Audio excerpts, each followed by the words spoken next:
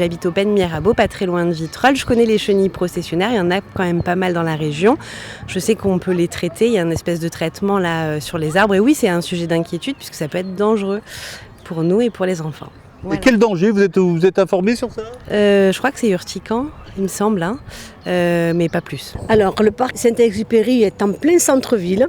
C'est un parc qui comporte beaucoup de pins, comme on peut le constater.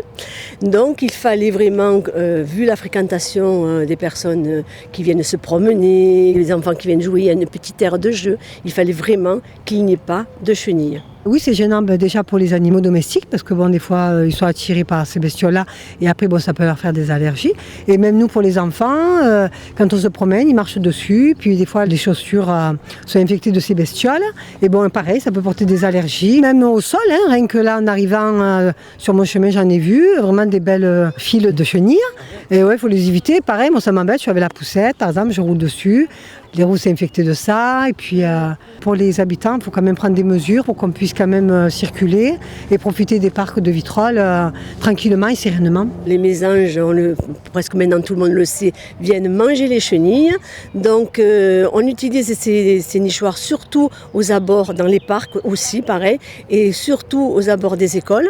Et j'ai une bonne nouvelle, je vous l'annonce, c'est que tous les nids qu'on a posés, et on en a posé 60 dans les écoles et 80 dans les espaces publics, sont occupés. Donc, elles sont venues.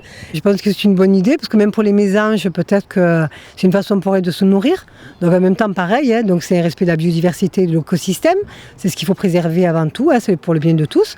Mais si ça permet que chacun s'y retrouve, pourquoi pas. On attend de voir le processus et le résultat. Alors, à force de mettre des nichoirs, le but, ça serait qu'il reste encore des chenilles pour qu'elles viennent. Parce que c'est ça aussi, il ne faut pas enlever toutes les chenilles, parce que sinon, les mésanges, elles ne mangeront plus rien. Voilà. Mais on n'en est pas là, il y a un équilibre à avoir, et cet équilibre, j'espère bien qu'on l'aura un jour. Et si on reprend ces belles recettes-là, c'est qu'elles ont été efficaces et que ça a porté ses fruits. Donc je pense que c'est bien que la ville de Vitrolles innove dans ces idées-là et les développe et apporte de nouvelles idées. On va aussi utiliser une méthode qui vient de sortir, je peux dire, le paintball, qui est utilisé. Alors j'ai vu qu'il était utilisé à Nice, à Pau, moi c'est des grandes villes, mais moi ça m'a beaucoup plu parce que c'est très écolo.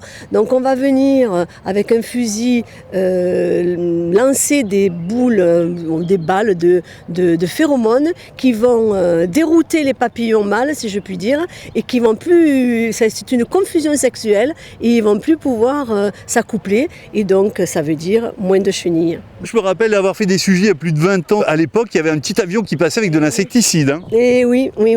On l'a utilisé malheureusement, mais il y a quelques années maintenant. Je crois qu'on a arrêté ça bien avant tout le monde, parce que ça fait au moins 10 ans qu'on ne l'utilise pas. Mais c'est vrai qu'il y avait un avion qui venait sur le plateau, parce que sur le plateau, il y a beaucoup de pins et il y a beaucoup de chenilles, et qui venait sulfater.